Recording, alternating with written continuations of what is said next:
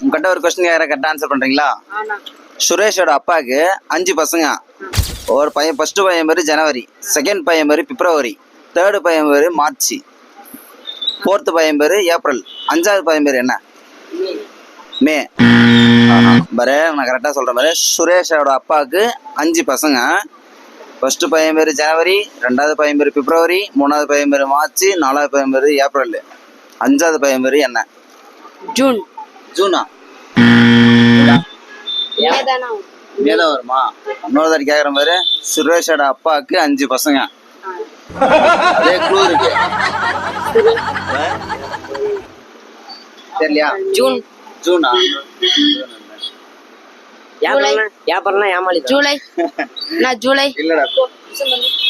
December. December இல்ல. தெரியல.